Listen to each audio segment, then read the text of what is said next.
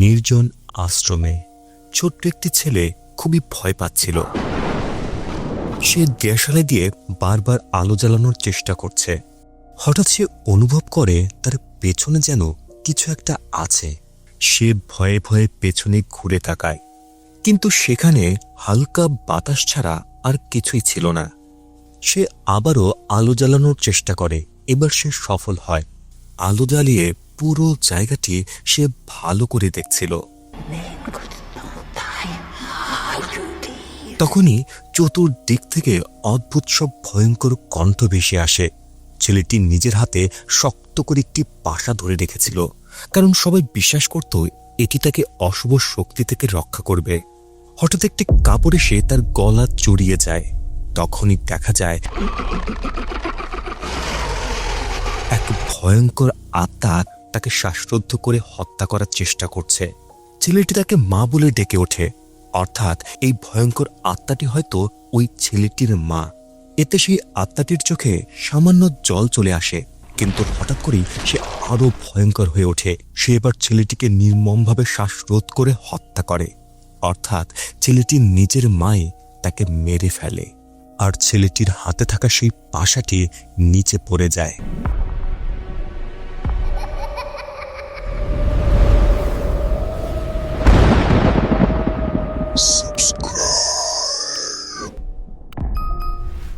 এবার গল্পটি বর্তমান সময়ে চলে আসে।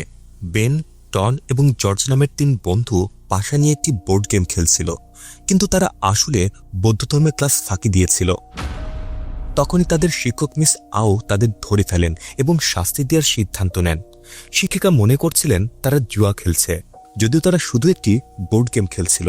কিন্তু তার মতে পাশা ব্যবহার করা হয় এমন যে কোনো খেলাই জুয়ার অন্তর্ভুক্ত। এদিকে প্রিক্তাই নামের এক ছাত্রীকেও ছাত্রনেতাদের মতো দায়িত্বে থাকা একজন ধরে ফেলে, কেননা সে ধর্মের ক্লাস থেকে পালানোর চেষ্টা করছিল। এসব দেখে মিস আও হতাশ হয়ে বলেন, আজকালকার ছেলেমেয়েরা শুধু স্কুল ফাঁকি দিতেই ব্যস্ত। বেন নামের ছেলেটি তার বড় বোন বেলের সঙ্গে থাকে। বেল একজন নার্স হিসেবে কাজ করে। সেদিন বেল শিক্ষিকার কাছ থেকে একটি বার্তা পায়, যেখানে লেখা ছিল বেন এবং তার বন্ধুরা স্কুলে ঝামেলা করছে। পরে বেল স্কুলে এসে বেনকে নিয়ে যায় এবং তাকে ভালোভাবে পড়াশোনা করতে ও অতিরিক্ত খেলাধুলা না করতে পরামর্শ দেয়। কিন্তু বেন তার বোনের উপদেশ একদমই পছন্দ করে না। সে রাগ করে বসে। অন্যদিকে জর্জ টনকে তার মায়ের বাড়িতে পৌঁছে দিচ্ছিল। জর্জ নিজে এতিম, তার বাবা মা কেউ নেই, আর তার বড় ভাই জেলে বন্দি।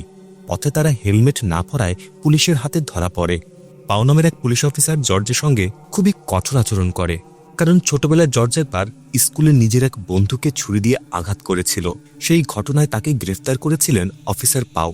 তাই আজও তিনি জর্জকে খারাপ ছেলে বলে মনে করেন। তারপর জর্জের বড় ভাইও একজন অপরাধী, যে বর্তমানে কারাগারে রয়েছে। ফলে পুলিশ জর্জের মোটরসাইকেলের চাবি জব্দ করে। পরের দিন বেন, টন ও জর্জ এবং প্রিয়তাইকে একটি বৌদ্ধ বিহারে নিয়ে যাওয়া হয়। সেখানে তাদের সারাদিন ধর্মীয় কাজ করার শাস্তি দেওয়া হয়। বিহারে পৌঁছে তারা সবাই সাদা পোশাক পরে এবং দীর্ঘ সময় ধরে ধ্যান করতে বসে। এতক্ষণ বসে থাকার কারণে জর্জের পা অবশ হয়ে যায়। এরপর তাদের বিহারের টয়লেট পরিষ্কার করার কাজ দেওয়া হয়। শিশুরা স্বাস্থ্যের কাজ করতে থাকলে মিস আও বাড়ি ফিরে যান এবং তাদের দায়িত্ব সেখানকার এক বৌদ্ধ ভিক্ষুর কাছে দিয়ে যান। সন্ধ্যা 6টার দিকে তারা কাজ শেষ করে এবং দীক্ষা ভবনের সামনে বসে বেলের জন্য অপেক্ষা করতে থাকে। কিন্তু রাত 7টা বেজে গেলেও বেল আসে না। তখন টন সেই ভবন সম্পর্কে শোনা একটি ভয়ঙ্কর গল্প বলতে শুরু করে। অনেকেই বলে বহু বছর আগে এক মহিলা ভয়ঙ্কর এক শয়তানের কবলে পড়ে উন্মাদ হয়ে গিয়েছিল। এরপর সে নিজের ছোট্ট সন্ন্যাসীর ছেলেকেই হত্যা করে। আজও নাকি অনেক মানুষ সেই ভবনের ভেতরে ছোট্ট একটি শিশুর দৌড়ানোর শব্দ এবং কান্নার আওয়াজ শুনতে পায়। ঠিক তখনই তারা দেখতে পায় প্রিয়তায় চুপিসারে দীক্ষা ভবনের ভেতরে হলরুমে ঢুকে পড়েছে। তাই বাকিরাও তার পিছু নিয়ে ভেতরে প্রবেশ করে। হলরুম জুড়ে অসংখ্য দেবতার মূর্তি সাজানো ছিল। অনেকদিন ব্যবহার না হওয়ায় পুরো জায়গাটি ধুলো ময়লায় ভরে গিয়েছিল। হঠাৎ তাদের নজর যায় এক কোণে রাখা পাথরের স্তূপের দিকে। কৌতূহলবশত তারা সেটি সরিয়ে দেখে ভেতরে কাপড়ে মোড়ানো একটি রহস্যময় বস্তু লুকিয়ে রাখা আছে। তারা কাপড়টি খুলতেই দেখতে পায় সেটি আসলে একটি বোর্ড গেম। বেন বোর্ডের মাঝখানে রাখা একটি পাশা তুলে নিতেই বোর্ডটি নিজে থেকেই খুলে যায়, যেন বহু বছর ধরে কারোর অপেক্ষা করছিল। আর ঠিক এখান থেকেই শুরু হয় ঘোস্ট বোর্ডের আসল কাহিনী। বোর্ড গেমটিতে 4টি আলাদা পথ ছিল, আর সব পথে গিয়ে মিলেছে মাঝখানে একটি কেন্দ্রীয় বিন্দুতে।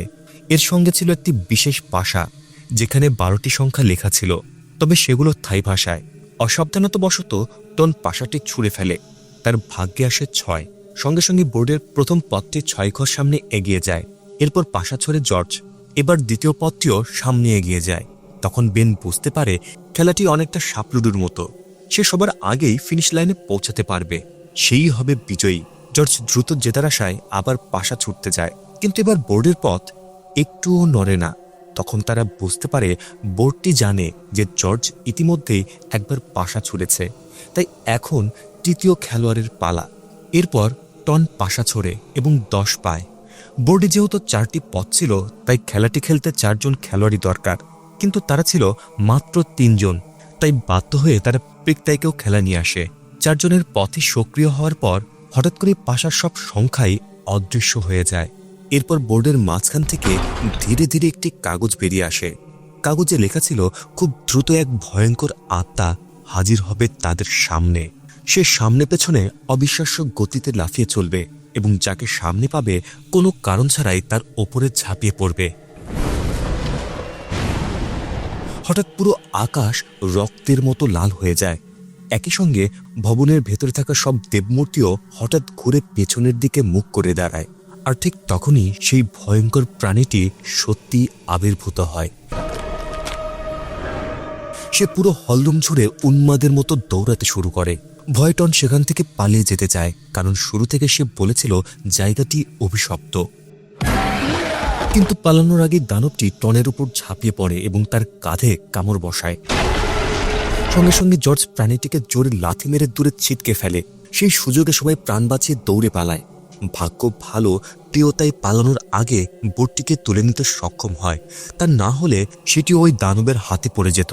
তারা হলরুমের দরজা বন্ধ করে দ্রুত বনের দিকে ছুটে যায়, কিন্তু দানবটির গতি এতটাই বেশি ছিল যে কিছুক্ষণের মধ্যে সে তাদেরকে ধরে ফেলে। অনেক কষ্টে তারা একটি বড় রাস্তার কাছে পৌঁছে যায়। অন্যদিকে বেল দেরি হয়ে যাওয়ায় দ্রুত গতিতে গাড়ি চালিয়ে তাদের দিকেই আসছিল। বাচ্চারা যেন প্রায় গাড়ির নিচে পড়ে যাচ্ছিল, কিন্তু শেষ মুহূর্তে গাড়িটি গিয়ে ধাক্কা মারে সেই ভয়ঙ্কর দানবটিকেই। বেল এক মুহূর্ত দেরি না করে সবাইকে গাড়িতে তুলে দ্রুত সেখান থেকে বেরিয়ে যায় দানবটি আবার উঠে দাঁড়ানোর আগেই। কিন্তু কিছুক্ষণ পরেই সেই প্রাণীটি আবার নড়াচড়া শুরু করে। তখন বেল একটি সিদ্ধান্ত নেয়। সে গাড়ি রিভার্স গিয়ারে নিয়ে সর্বোচ্চ গতিতে আবার দানবটির ওপর তুলে দেয় এবং তাকে পিষে মেরে ফেলে। তার উদ্দেশ্য ছিল যেন দানবটি আবার তাদের পিছু না নিতে পারে। এরপর তারা নিরাপদে সেখান থেকে পালিয়ে যেতে সক্ষম হয়। কিছু দূরে একটি পেট্রোল পাম্পে গিয়ে সবাই থামে এবং একটু শান্ত হয়ে কি ঘটেছে তা বোঝার চেষ্টা করে। এরপরে টনের কাঁধে দানবের কামড়ের ক্ষতটি চিকিৎসা করা হয়। প্রিকতাই বোর্ড গেমটি সম্পর্কে একটি প্রাচীন শিলালিপি পড়তে শুরু করে। সেখানে লেখা ছিল এটি এক অভিশপ্ত খেলা, যা একসময় কালো জাদুর অনুসারীরা তৈরি করেছিল। এই বোর্ডই জীবিতদের জগৎ আর অশুভ আত্মাদের জগতের মাঝখানে একটি প্রবেশদ্বার তৈরি করে। খেলাটি শেষ হবে তখনই যখন 4 জনের মধ্যে একজন ফিনিশ লাইনে পৌঁছে যাবে। কিন্তু ভোর হওয়ার আগ পর্যন্ত যদি কেউ ফিনিশ লাইনে পৌঁছাতে না পারে, তাহলে খেলায় অংশ নেওয়া প্রত্যেকেই নিশ্চিতভাবে মারা যাবে। বেল সবাইকে শান্ত করার চেষ্টা করে। সে বলে এখনো মাত্র রাত 2:30 বাজে, ভোর হতে অনেক দেরি আছে, তাই আতঙ্কিত না হয়ে খেলাটি শেষ করার উপায় খুঁজতে হবে। এরপর তারা বেনের বাড়িতে যায়, কারণ সেখানে তার মৃত মায়ের রেখে যাওয়া অনেক তাবিজ ও সুরক্ষার সামগ্রী ছিল। সবাই মিলে পুরো বাড়ির চারপাশে প্রার্থনার পবিত্র সুতা বেঁধে দেয়। এছাড়া অশুভ শক্তিকে দূরে রাখতে বিভিন্ন সুরক্ষামূলক তাবিজও স্থাপন করা হয়। এই সময় বেন তার বোনের কাছে ক্ষমা চায়। সে স্বীকার করে সবসময় সে বেনকে শুধু কষ্ট দিয়েছে, কিন্তু বেল তাকে আশ্বস্ত করে বলে খেলা শেষ না হওয়া পর্যন্ত সে তার পাশে থাকবে। প্রায় 1 ঘন্টা পর হঠাৎ পাশার সংখ্যাগুলো আবার ফিরে আসে। বোঝা যায় এবার পরবর্তী রাউন্ড শুরু হওয়ার সময় হয়েছে। 4 জনই আবার একে একে পাশা ছোড়ে। এবার শুধুমাত্র বেনি বড় সংখ্যা পায়। সবাই পাশা ছোড়া শেষ করতেই বোর্ডের মাঝখান থেকে আবারও একটি রহস্যময় কাগজ বেরিয়ে আসে। এবার সেখানে লেখা ছিল আরও ভয়ঙ্কর এক আত্মা তাদের সামনে আসতে চলেছে। এই আত্মাটি শুধু হিংস্রই নয়, মানুষের মনকে কাবু করতে এবং সুযোগ পেলে মানুষের শরীর ভর করে তাকে নিজের নিয়ন্ত্রণে নিয়ে নেয়। সে কাগজে আরও লেখা ছিল যে শয়তানটি এবার আসবে তার লক্ষ্য হবে বেল। এই সময় বেল আয়নার সামনে দাঁড়িয়েছিল। হঠাৎ করেই বেল যেন অন্য এক জগতে চলে যায়। সেখানে এক বৃদ্ধ আত্মা তার শরীরে ভর করে। আত্মাটি পুরোপুরি তার দেহের নিয়ন্ত্রণ নেয়ার পর বেলের চেহারা আরও ভয়ঙ্কর হয়ে যায় এবং সে বাচ্চাদের উপর হামলা করার চেষ্টা করে। ঠিক তখনই সে হঠাৎ করে মাটিতে লুটিয়ে পড়ে। টন দ্রুত একটি তাবিজ বেলের গলায় পরিয়ে দেয়। সঙ্গে সঙ্গে তার পুরো শরীর কাঁপতে শুরু করে। কিন্তু সেই শয়তানি আত্মাটি তাবিজের চেয়েও শক্তিশালী ছিল। হঠাৎ বেল উঠে জর্জের দিকে ছুরি চালায়, যেন জর্জের অতীতের পাপের প্রতিশোধ নিচ্ছে, কারণ ছোটবেলায় জর্জ এক সহপাঠীকে ছুরি দিয়ে আঘাত করেছিল। এরপর বেল লাফিয়ে উঠতেই পুরো বাড়ির আলো নিভে যায়। বেন দ্রুত মোবাইলের টর্চ জ্বালায়, কিন্তু সেই শয়তানি আত্মা বারবার তাকে বিভ্রান্ত ও আতঙ্কিত করতে থাকে। এর কিছুক্ষণ পর তারা সিঁড়ির কাছে বেলকে খুঁজে পায়। ভয়ে টন বাড়ি থেকে পালিয়ে যাওয়ার চেষ্টা করে, কিন্তু দরজাটি রহস্যজনকভাবে শক্ত হয়ে বন্ধ হয়ে যায়। ফলে টন ধাক্কা খেয়ে মাটিতে পড়ে। ঠিক সেই মুহূর্তে বেল ভয়ঙ্করভাবে টিকটিকের মতো ছাদের ওপর দিয়ে হামাগুড়ি দিয়ে এগিয়ে এসে টনের ওপর ঝাঁপিয়ে পড়ে, প্রায় তার মাথায় ছুরি বসিয়ে দিচ্ছিল।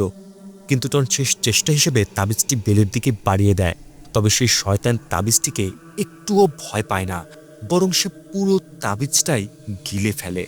এরপর বেল নিজের ভাই বোনের উপর হামলা করতে গেলে জর্জ তাকে শক্ত করে ধরে ফেলে। ধস্তাধস্তির এক পর্যায়ে বেল মাটিতে পড়ে যায়। হঠাৎ যেন কোনো অদৃশ্য শক্তি তাকে পেছনের দিকে টেনে নিয়ে যায়। এর কয়েক মুহূর্ত পর সে আবার ফিরে আসে, তবে আগের চেয়েও আরও ভয়ঙ্কর রূপে। বেল দৌড়ে আসতেই জর্জ একটি চেয়ার দিয়ে জোরে আঘাত করে। আঘাত লাগা মাত্রই বেল জ্ঞান হারায়। শেষ পর্যন্ত তারা বেলকে শক্ত করে বেঁধে ফেলে, যেন সে আর কাউকে আক্রমণ করতে না পারে। ঠিক তাই সবাইকে মনে করিয়ে দেয় এই ভয়ঙ্কর খেলা যত দ্রুত সম্ভব শেষ করতেই হবে, তাহলেই সব অভিশাপ ও আতঙ্কের অবসান হবে। কিন্তু টন আর খেলতে রাজি হচ্ছিল না। সে এতটাই ভয় পেয়েছিল যে আর এক মুহূর্তও থাকতে চাচ্ছিল না। সবাই মিলে তাকে অনেক অনুরোধ করে। তারা বলে 4 জন খেলোয়াড় ছাড়া এই খেলা কখনোই শেষ হবে না। শেষ পর্যন্ত বন্ধুদের কথা ভেবে টন থেকে যাওয়ার সিদ্ধান্ত নেয়। তখন তারা বুঝতে পারে যদি শয়তানি আত্মাগুলো তাদের আক্রমণ করতে পারে, তাহলে তারাও সেই শয়তানের বিরুদ্ধে লড়াই করতে পারবে। এই ভেবে সবাই বাড়ির ভেতরে থেকে যত ধরনের অস্ত্র পাওয়া যায় সব জড়ো করতে শুরু করে। ঠিক 1 ঘন্টা পর আবার পাশার সংখ্যাগুলো ফিরে আসে। তারা আর দেরি না করে দ্রুত পাশা ছুড়ে খেলা এগিয়ে নিয়ে যেতে থাকে, যেন যত দ্রুত সম্ভব ফিনিশ লাইনে পৌঁছানো যায়। ঠিক আগের মতোই পাশা ছোড়া শেষ হতেই আবারও একটি রহস্যময় কাগজ বেরিয়ে আসে। এবার সেখানে লেখা ছিল তাদের সামনে আসতে চলেছে বনের এক ভয়ঙ্কর জিন। সে মানুষের প্রাণের জন্য ভীষণ ক্ষুধার্ত, আর যে একটুমাত্র অসাবধান হবে তাকে সে নিজের শিকার বানাবে। মুহূর্তের মধ্যে আকাশ রক্তাক্ত লাল হয়ে যায়। এটাই ছিল বনের সেই জিনের আগমনের সংকেত। হঠাৎ করে বিশাল লম্বা গাছের শেকড় প্রিক্তের পা জড়িয়ে ধরে তাকে টেনে বেনের বাড়ির পেছনের বনে নিয়ে যায়। বন্ধুরা তাকে বাঁচানোর জন্য ছুটতে থাকে। তারা দেখতে পায় অসংখ্য গাছের শেকড় প্রিক্তাইকে শক্ত করে পেঁচিয়ে ধরেছে এবং সেই শয়তান জিন তার প্রাণ কেড়ে নেওয়ার চেষ্টা করছে। ভাগ্য ভালো ছিল বেনের কাছে একটি ঘাস কাটার বড় কাঁচি ছিল। সে দ্রুত শেকড়গুলো কেটে প্রিক্তাইকে মুক্ত করে। এতে সেই জিন ভীষণ ক্ষিপ্ত হয়ে ওঠে। সে এবার নিজের শিকড় দিয়ে বেন এবং জর্জের পা শক্ত করে বেঁধে ফেলে। জর্জ নিজের পিস্তল বের করে গুলি করতে শুরু করে। চতুর্দিকে গুলির শব্দ প্রতিধ্বনিত হতে থাকে, কিন্তু টন যেন তখনও ভয়ে স্থির হয়ে দাঁড়িয়েছিল। জর্জ একা প্রাণপণে লড়াই করলেও টন তাকে কোনো সাহায্যই করছিল না। অবাক করার বিষয় হলো টন ভয়ে সবাইকে ফেলে রেখে সেখান থেকে পালিয়ে যায়। ফলে বাকি 3 জনের জীবন চরম বিপদের মুখে পড়ে। আর কয়েক মুহূর্তের মধ্যেই তারা সেই শয়তানের শিকার হতে যাচ্ছিল। ঠিক তখনই টন আবার ফিরে আসে। সে আসলে পালিয়ে যায়নি, সে একটি ফ্লেম থ্রোয়ার নিয়ে এসেছিল। আগুনের বিশাল শিখায় গাছের শিকড়গুলো পুড়ে যায় এবং তার বন্ধুরা মুক্ত হয়। এদিকে গুলির শব্দ শুনে পুলিশ বেনের বাড়িতে এসে পৌঁছায়। তারা ভেতরে ঢুকে দেখে বেলকে শক্ত করে বেঁধে রাখা হয়েছে। বেল পুলিশের কাছে বলে এসব তার ছোট ভাই বেন ও তার বন্ধুদের কাজ, তাই তাদের গ্রেফতার করতে হবে। আসলে বেলের ভেতরে থাকা শয়তান এই চক্রান্তগুলি করছিল। অন্যদিকে বাচ্চারা গাছের শিকড় কেটে শয়তানের হাত থেকে বাঁচার চেষ্টা করলেও তারা বুঝতে পারে শুধু শিকড় কেটে কোনো লাভ হবে না। এই আতঙ্কের শেষ করতে হলে বনের সেই জিনকেই ধ্বংস করতে হবে। জর্জ পিস্তল দিয়ে গুলি চালানোর চেষ্টা করতেই শয়তানটি তাকে চেপে ধরে। এই সময় বেন ফ্লেম থ্রোয়ার ব্যবহার করতে যায়, কিন্তু সেখান থেকে শুধুমাত্র তেল বের হয়, কেননা আগুন জ্বালাতে লাইটারের দরকার ছিল। অনেক কষ্টে অবশেষে লাইটার জ্বলে ওঠে, আর তেলে ভেজা সেই শয়তানটি মুহূর্তের মধ্যে আগুনে পুড়ে ধ্বংস হয়ে যায়। এরপর তারা বাড়িতে ফিরে পুলিশকে দেখেই চুপিসারে অভিশপ্ত বোর্ডটি নিয়ে পালিয়ে যায়, কেননা গ্রেফতার হলে সূর্য ওঠার আগেই খেলা শেষ করা সম্ভব হবে না এবং সবাই মারা যাবে। কিছু দূরে গিয়ে তারা গাড়ি থামায়। আগের মতো 1 ঘন্টা পার হওয়ায় পাশার সংখ্যা আবার ফিরে আসে। তারা দ্রুত নতুন রাউন্ড শুরু করে। শেষ খেলোয়াড় পাশা ছোড়ার পর বোর্ড থেকে আবার একটি রহস্যময় কাগজ বের হয়, যেখানে লেখা ছিল এবার ডানাওয়ালা এক ভয়ঙ্কর বাদুর দানব রূপে আসবে। মুহূর্তে আকাশ আবারও রক্তের মতো লাল হয়ে যায় এবং এক ঝাঁক বাদুর তাদের গাড়িতে হামলা চালায়। বিশাল সেই বাদুরের মতো দানব জর্জের কাঁধের নখের আঘাত করে এবং বোর্ডটি ছিনিয়ে নেওয়ার চেষ্টা করে। ঠিক তখনই টন কুড়াল দিয়ে তাকে আঘাত করে, কিন্তু সেই শয়তানটি রাস্তা আটকে সেই কুড়ালটি ছুঁড়ে মারে। অল্পের জন্য প্রিক্তায়ের মুখে লাগেনি। কিছুক্ষণ পর দানবটি গাড়ির বাম্পারের উপর উঠে পড়লে জর্জ তাকে গুলি করে মুখে বড় গর্ত করে দেয়, কিন্তু সঙ্গে সঙ্গেই গাড়ির নিয়ন্ত্রণ হারিয়ে তারা গভীর খাদে পড়ে যায়। এই দুর্ঘটনার পর প্রিক্তায়ের মনে পড়ে যায় এমনই এক সড়ক দুর্ঘটনায় তার বাবা মা মারা গিয়েছিল। কিছুক্ষণ পর সবাই জ্ঞান ফিরে পেলেও ঠিক তখনই পুলিশ এসে তাদের গ্রেফতার করে এবং অভিশপ্ত বোর্ডটি জব্দ করে নেয়। থানায় পৌঁছে তারা পুলিশকে বোঝানোর চেষ্টা করে যে তারা এক অভিশপ্ত বোর্ডের দানবের হাত থেকে বাঁচার চেষ্টা করছে, কিন্তু পুলিশ তাদের কোনো কথাই বিশ্বাস করে না। পুলিশ মনে করে বাচ্চারা হয়তো নেশাগ্রস্ত। জর্জ বুঝতে পারে কোনো কিছুই বলে লাভ নেই, বিশেষ করে অফিসার পাওতাকে আগেই ঘৃণা করত। তখন জর্জ জানায় সে ইচ্ছে করে তার সহপাঠীকে ছুরি দিয়ে আঘাত করেনি, বরং সে নিজেই ছিল দীর্ঘদিনের বুলিংয়ের শিকার। সহপাঠীরা তার জেলে থাকা বড় ভাইকে নিয়ে প্রতিনিয়ত অপমান করত, আর সে সবকিছু চুপচাপ সহ্য করত। কিন্তু একদিন ধস্তাধস্তির সময় তার হাতে থাকা ভার্নিয়ার ক্যালিপার অসাবধানতাবশত সেই বুলির পেটে ঢুকে যায়। তবুও পুলিশ তাকেই দোষী সাব্যস্ত করে। এদিকে প্রিক্তাই সবার কাছে ক্ষমা চাইতে শুরু করে। সে স্বীকার করে সে ইচ্ছে করে ভবনের সেই হলরুমে ঢুকেছিল, কারণ সে জানত সেখানে সেই অভিশপ্ত বোর্ড গেমটি লুকিয়ে রাখা আছে।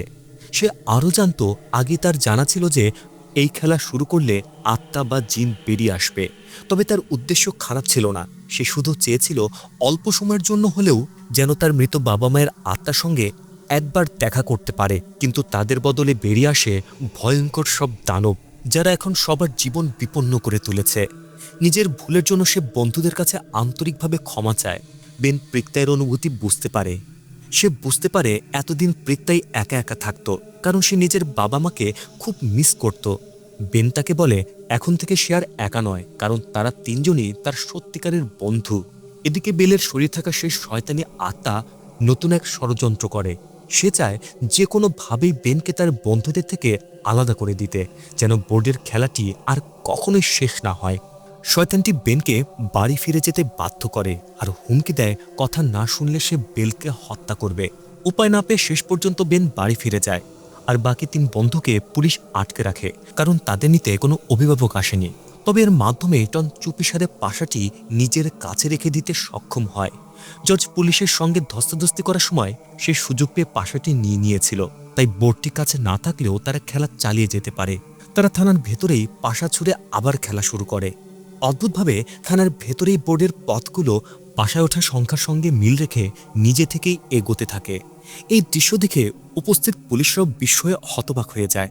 কিন্তু এবার কপালটা খুবই খারাপ ছিল। 3 জনই খুব ছোট্ট সংখ্যা পায়। এদিকে প্রিক্তাইয়ের ফিনিশ লাইনে পৌঁছাতে আর মাত্র 1 ঘর বাকি ছিল। প্রিক্তাই পাশা ছোড়ার পর আগের মতোই সেই রহস্যময় কাগজটি আবার বেরিয়ে আসে। কৌতূহলী পুলিশ সেটি পড়ে শোনায়। এবার লেখা ছিল তাদের সামনে আসবে এক গলাকাটা যোদ্ধা। মুহূর্তের মধ্যেই রাতের আকাশ আবার রক্তাক্ত হয়ে ওঠে, আর সেই ভয়ঙ্কর মাথাকাটা যোদ্ধাটি পৃথিবীতে নেমে আসে। ধীরে ধীরে পুরো থানা জুড়ে আতঙ্ক ছড়িয়ে পড়ে। হঠাৎ করেই অন্ধকার নেমে আসে, আর তাই একজন পুলিশ বিদ্যুতের সমস্যা দেখতে যায়। কিন্তু সেখানে গিয়ে সে মুখোমুখি হয় সেই মাথাকাটা যোদ্ধার। কয়েক মুহূর্তের মধ্যে শয়তানটি তার ধারালো অস্ত্রের এক আঘাতে পুলিশটির মাথা শরীর থেকে আলাদা করে ফেলে। এদিকে বেন ও বেল বাড়িতে পৌঁছে যায়। বেলের শরীরে থাকা সেই শয়তানের আত্মা বেনকে জোর করে বাড়ির ভেতরে ঢুকতে বাধ্য করে। ভেতরে ঢোকার পর বেনের উপর শুরু হয় একের পর এক ভয়ঙ্কর আক্রমণ।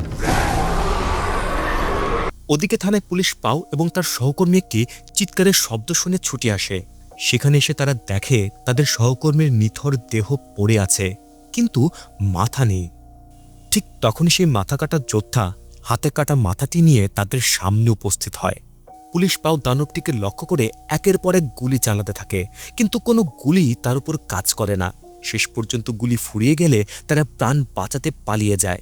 সব পুলিশ অফিসের একটি কক্ষে লুকিয়ে পড়ে, কিন্তু শয়তানটি তাদের পিছু ছাড়ে না। তখন তারা বুঝতে পারে বাচ্চারা ওই ভয়ঙ্কর গেম সম্পর্কে যা বলেছিল সবকিছু সত্যি।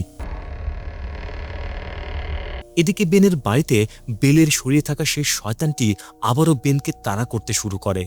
সে টিকটিকির মতো দেয়াল ও ছাদ বেয়ে হামাগুড়ি দিয়ে দ্বিতীয় তলায় উঠে বেনকে ছুরি দিয়ে আঘাত করার চেষ্টা করে। এদিকে পুলিশরা দরজার তালা খুলতেই শয়তানটি একজন পুলিশের মাথায় আঘাত করে। কিছুক্ষণ পর পুলিশ পাও সেখানে পৌঁছে দানবটিকে লক্ষ্য করে আবার গুলি চালাতে শুরু করে। ভাগ্য ভালো ছিল পুলিশের কাছে তখন অভিশপ্ত বোর্ডটি ছিল।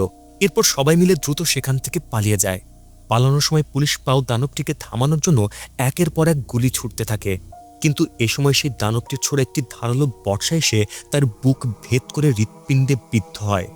মৃত্যুর আগে পুলিশ পাও শিশুদের উদ্দেশ্যে চিৎকার করে বলে তারা যেন আর দেরি না করে দ্রুত সেখান থেকে পালিয়ে যায়। এরপর পাও জর্জের সেই মোটরসাইকেলের চাবি হাতে তুলে দিয়ে বলে বন্ধুদের নিয়ে যত দ্রুত সম্ভব এখান থেকে পালিয়ে যেতে। পুলিশ পাও জানত সেই শয়তানের হাতে শিরোচ্ছেদ হয়ে মরার চেয়ে নিজের ভাগ্য নিজেই নির্ধারণ করা ভালো, তাই শেষ মুহূর্তে সে নিজের বন্দুক দিয়ে নিজেকেই গুলি করে। এদিকে বেনের বাড়িতে পরিস্থিতি আরও ভয়াবহ হয়ে ওঠে। বেনের শরীরে থাকা সেই আত্মাটি বেনের গলা চেপে ধরে। ধীরে ধীরে বেনের নিঃশ্বাস বন্ধ হয়ে আসছিল। ঠিক সেই সময় তার 3 বন্ধু এসে পৌঁছে যায়। তারা দ্রুত বেলকে টেনে সরিয়ে দেয়। এতে অবশেষে বেনের প্রাণ রক্ষা পায়। এই সময় তারা লক্ষ্য করে ভোর হতে আর খুব বেশি সময় বাকি ছিল না। বন্ধুরা বেনকে দ্রুত পাশা ছুঁড়ে খেলা শেষ করতে বলে, কিন্তু পাশাটি হাত থেকে ফসকে নিচ তলায় পড়ে যায়। এই সময় বেল আবারও বাধা ছিঁড়ে বেরিয়ে আসার চেষ্টা করতে থাকে, যদিও কিছুক্ষণের জন্য তাকে একটি ঘরের ভেতরে আটকে রাখা হয়। এই সময় 4 বন্ধু নিচতলায় নেমে পাশাটি খুঁজতে শুরু করে, কিন্তু তাদের ভাগ্য এতটাও ভালো ছিল না। বেল ইতিমধ্যেই মুক্ত হয়ে যায় এবং তাদের উপর হামলা করতে শুরু করে। ঠিক তখনই প্রিক্তাই আলমারির নিচে পাশাটি খুঁজে পায়, আর তখনই সেই শয়তানটি তার মনকে প্রভাবিত করে। মুহূর্তের মধ্যেই প্রিক্তাই যেন অন্য এক জগতে পৌঁছে যায়। সেখানে সে তার মৃত বাবা মাকে দেখতে পায়। মুহূর্তের মধ্যে সে দৌড়ে গিয়ে তাদের জড়িয়ে ধরে, কিন্তু কিছুক্ষণ পর তার মনে সন্দেহ হয়। সে বুঝতে পারে এরা তার আসল বাবা মা নয়। এক মুহূর্ত দেরি না করে সে তাদের উপর আঘাত করে, আর সঙ্গে সঙ্গে তাদের আসল রূপ প্রকাশ পায়। ওরা ছিল সেই বৃদ্ধ ডাইনির দানব, যারা মানুষকে প্রতারণা করে ফাঁদে ফেলত। প্রিক্তাই তাকে মাঝের আঙুল দেখিয়ে তাচ্ছিল্য প্রকাশ করে। এরপরই তার জ্ঞান ফিরে আসে। ঠিক তখনই বেল আবার উঠে দাঁড়ায় এবং একটি ছুরি তুলে নেয়। এদিকে সূর্য ওঠার আগে বেনের আর মাত্র একবার পাশা ছোড়া বাকি ছিল, কিন্তু শয়তানটি তাকে হুমকি দেয়। সে বলে বেন যদি পাশা ছোড়ে তাহলে সে বেলকে হত্যা করবে। নিজের বোনকে বাঁচাতে বেন খালি হাতেই ছুরির ধার চেপে ধরে। তার হাত কেটে রক্তাক্ত হয়ে যায়। সে শয়তানটিকে অনুরোধ করে তার পরিবারের কোনো ক্ষতি যেন সে না করে। ঠিক সেই মুহূর্তেই শয়তানটির মনোযোগ অন্যদিকে যেতেই বেন পাশাটি ছুড়ে দেয়। ভাগ্য ভালো ছিল তার পাশায় 2 ওঠে, ফলে সে গেমের শেষ প্রান্তে পৌঁছে যায়। অবশেষে ভোর হওয়ার ঠিক আগেই খেলাটি সম্পূর্ণ হয়। খেলাটি শেষ হতেই সকল দানব তাদের শক্তি হারিয়ে ধ্বংস হয়ে যায়, আর অভিশপ্ত বোর্ডটি আবার আগের মতোই নিজে থেকে বন্ধ হয়ে যায়। এরপর চতুর্দিকের অন্ধকারের ভেতরে জেগে ওঠে আশার আলো। সব ভয়ঙ্কর ঘটনার অবসান হওয়ার পর তারা সবাই একটি শ্মশানে যায়। সেখানে অভিশপ্ত বোর্ডটিকে আগুনে পুড়িয়ে ফেলা হয়, যেন ভবিষ্যতে আর কেউ এই অভিশপ্ত খেলাটি খেলতে না পারে। গল্পটি ভালো লাগলে চ্যানেলটিকে সাবস্ক্রাইব করতে একদমই ভুলবেন না, আর কেমন লাগলো সেটা কমেন্টে অবশ্যই জানাবেন। এর সাথে একটা লাইক দিলে ব্যাপারটা মন্দ হয় না। দেখা হবে পরের ভিডিওতে।